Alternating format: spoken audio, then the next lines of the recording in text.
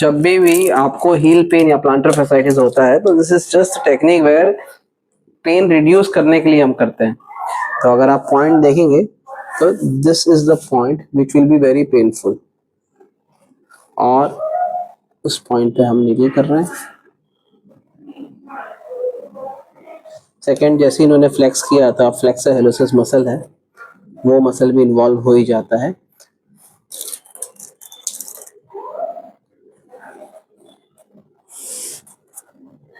Basically वो यहाँ से यहाँ इंसर्ट होता है और एक आप इनफुल्स है नहीं, बस अभी ये दो मसल में अपने निकल के छोड़ दिया। Feel the yes, very good.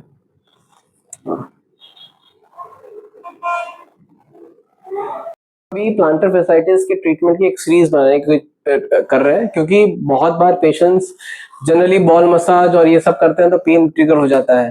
तो आप उस टाइम बॉल मसाज ना करें जब इन्फ्लेम्ड प्लांटर फेशिया जब इन्फ्लेम्ड हो, तो उस टाइम आपको कुछ चीजें करनी चाहिए। जो इनिशियल फेज पे सीधे बॉल मसाज या आप करेंगे तो वो पेनफुल हो जाएगा।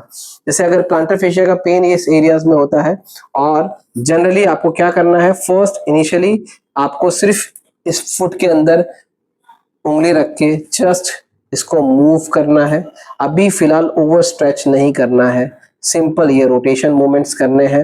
ये इनिशियली आप कर सकते हैं, और जिस टो को जितना बने प्रेसिव स्ट्रेच करना है एंड होल्ड करना है, एंड इस हील को पकड़ के जस्ट इसको शेक करना है।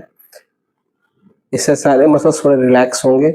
अभी स्ट्रेचिंग नहीं करना है और हॉट फर्मेंटेशन करना है, और आप थोड़ा सा इस पोजीशन में जाके आप इसको लोड भी कर सकते हैं।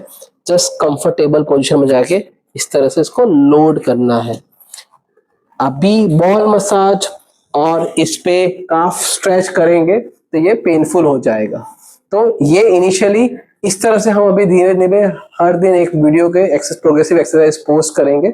और सेकेंड वीडियोस में हम जनरली क्या करेंगे कि फुट के इंटेंसिक मसल्स को एक्टिवेट करेंगे। तो उसके लिए आप पहले अपने ये टो योगा है, तो जनरली इसमें क्या करना है कि आप खड़े होके या बैठ के भी कर सकते हैं। तो फर्स्ट 4 फिंगर्स को दबा के टोस को ऊपर किया, इसी तरह से टोस को नीचे रख के फिंगर्स को ऊपर किया। इस तरह से अल्टरनेट मूवमेंट्स आप यस ये मूवमेंट आपको 10 से 15 टाइम्स करना है। सो ग्रेजुअली आपको सीखने में टाइम लगेगा, और ये आपको पहले स्टार्ट करना है।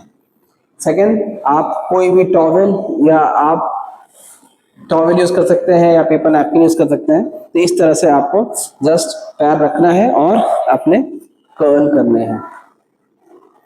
तो दिस विल अगेन फ्लेक्सर्स आपके इंप्रूव होंगे। तो आपको इस तरह से एक ये एक्सरसाइजेस करनी है।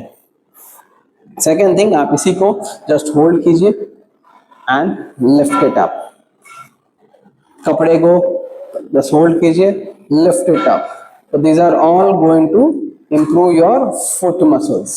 So ये 3 एक्सरसाइजेस जो आप आफ्टर थोड़ा पेन कम हो तो आप ये स्टार्ट ग्रेजुअली। आप इस तरह से अगर आपका पेन आप 20-30% रिलीफ हो गया है तो फिर ये ग्रेजुअली आप ये लोडिंग स्टार्ट कर सकते हैं।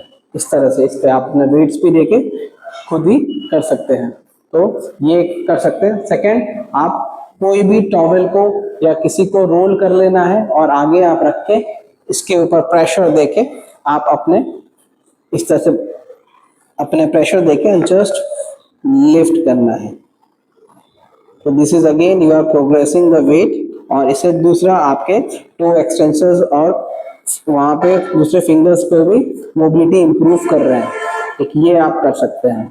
And then gradually you can progress. आप किसी चीज को होल्ड करके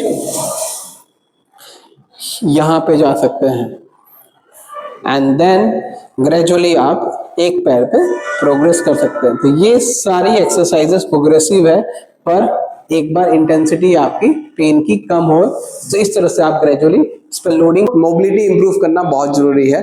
तो जिस तरह से अगर आप पहले सिंपल आप फुल स्क्वाट कर सकते हैं, तो बहुत बार स्क्वाट करते टाइम पे हमारा ये हील रेज हो जाता है, तो वहां पे आप टॉवेल को रोल करके या कोई भी आप वेट नीचे हील को रेज करके आप पहले इनिशियली फेस पे अगर एंकल स्टिफ है तो just sit on this and try moving your weight in the toes, ताकि इससे क्या है आपका वेट बेरिंग एंड इवन आपका मोबिलिटी इंप्रूव होगा। और इसके साथ साथ उसी तरह से आपको इसका एक्सटेंशन भी इंप्रूव करना बहुत जरूरी है।